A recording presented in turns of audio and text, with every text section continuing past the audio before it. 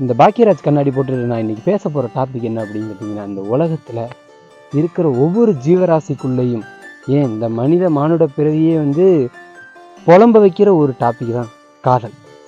காதல் அப்படின்னா என்ன அப்படின்னு சொல்லிட்டு இருக்கிற எல்லார்ட்டையும் கேட்டோம்னா எல்லாருமே எக்ஸைட் ஆகி மட்டும்தான் பதில் சொல்லுவாங்க. அது எப்படி எக்ஸைட் ஆகி அப்படின்னு கேட்பீங்க.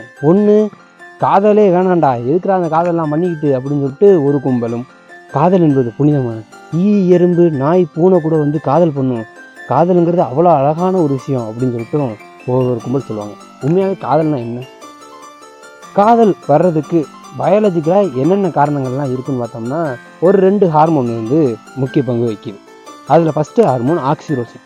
நம்மளுக்கு பிடிச்ச ஒரு பர்சன், அது வந்து ஒரு பொண்ணாக தான் இருக்கணும், ஒரு ஆப்போசிட் ஜெண்டரில் இருக்கவங்கன்னா இருக்கணும்னு அவசியம் கிடையாது.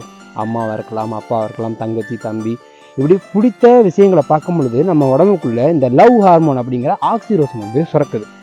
இது சுரக்கிறதுனால நமக்குள்ளே வந்து ஒரு ஃபீடு வரும். அந்த சொல்லுவாங்கள்ல, வயிற்றுக்குள்ளே ஒரு பட்டர்ஃப்ளை பறக்குது, அந்த மாதிரி வந்து பறக்கும். அதுக்கப்புறம் இன்னொரு ஹார்மோனும் செக்ரேட் ஆகும். அது வந்து ரிவார்டு ஹார்மோன் சொல்லக்கூடிய டோப்பமைன். நம்ம ஒரு பிடிச்ச விஷயத்தை செய்யும் பொழுது நமக்குள்ளே ஒரு ஜாடி வந்து இருக்கும். ஒரு பிடிக்காத விஷயத்தை இருக்கும்போது அதை எதுக்குடா பண்ணுறோன்னு வேண்டாம் விருப்பம் பண்ணுவோம். அப்படியே நம்மளுக்கு வந்து ஒரு விருப்பத்தை கொடுக்கக்கூடிய ஒரு ஹார்மோன் தான் வந்து இந்த டோப்பமைன். இப்படி இந்த 2 ஹார்மோன் சுரக்கிறதுனால வரக்கூடிய ஒரு நிகழ்வு தான் இந்த காதல்.